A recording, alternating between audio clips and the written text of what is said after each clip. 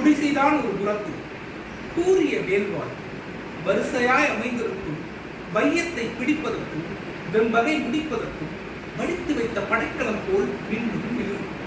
குடியின் புகையினிலே அழகில்லை புதுமை என்று கிளியும் மெய்சிலிருக்கும் கீழறங்கும் தன்மையும் தலை காட்டாம்.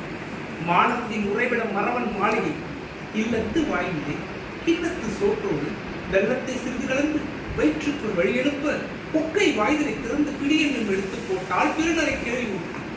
ஓடி வந்தான் ஒரு வீரன். ஒரு செய்தி பாட்டி என்றான். ஆடி வந்த திசுமி போல் பெருமூச்சு வாங்குகிறாய்.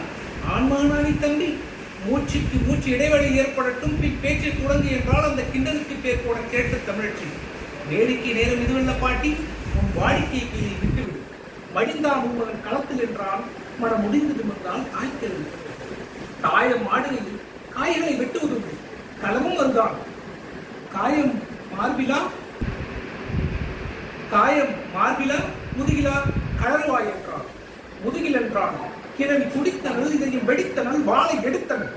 முழவு முடித்த திக்கை நோக்கி முடுக்கினால் வேகம். கோழைக்கு பால் கொடுத்தேன், குப்புற விழுந்து கிடக்கும் மோழைக்கு பேர் போர் வீரனம். முன்பொரு நாள் பாய்ந்து வந்த ஈட்டிக்கு பதில் சொல்ல மார்பை காட்டி சாய்ந்து கிடந்தார் என் சாகாத கண்ணாளர். அவருக்கு பிறந்தானா?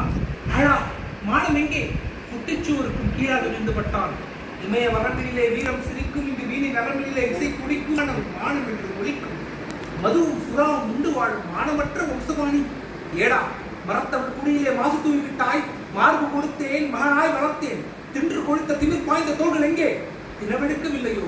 அந்தோ வேலுக்கு வழி சொல்ல வகையற்ற கோழையே, என் வீர பாலுக்கு வழி சொல்வாய் என்றால் என்பதை நெருங்கிய ஏழைக்கிறது. சென்றங்கு செருமுனையில் சிதறி கிடந்த சிந்தமிழ் காலையை புரட்டி பார்த்தால் அங்கு நந்தன் நாட்டை காக்க ஓடிட்டு ரத்த வெள்ளம். பிணக்குவியிலே பெருமூச்சு வாங்கையிலே மனப்பந்தலிலும் அந்த மகிழ்ச்சி இல்லை. மான் இறந்து கிடந்தான் ஈட்டிக்கு மார்பு காட்டி. இதை கண்டால் இதயம் குளிர்ந்தான். இனி எதை கண்டாலும் எனக்கு கவலை இல்லை. என் மகன் வீரனாய் இறந்தான் என்றான். அருத்தெறியிருந்தே அவன் குடித்த மார்பை அழடா கருத்தறியா போய் சொன்ன கைவன் எங்கே? வாள் இங்கே, அவன் நாக்கு எங்கே? Thank you guys. இது யாராவது படிச்சிருந்தீங்கன்னா இது யார் எழுதுனது சொல்றவங்களுக்கு நான் ஒரு கிஃப்ட் கொடுக்குறேன். தேங்க்யூ.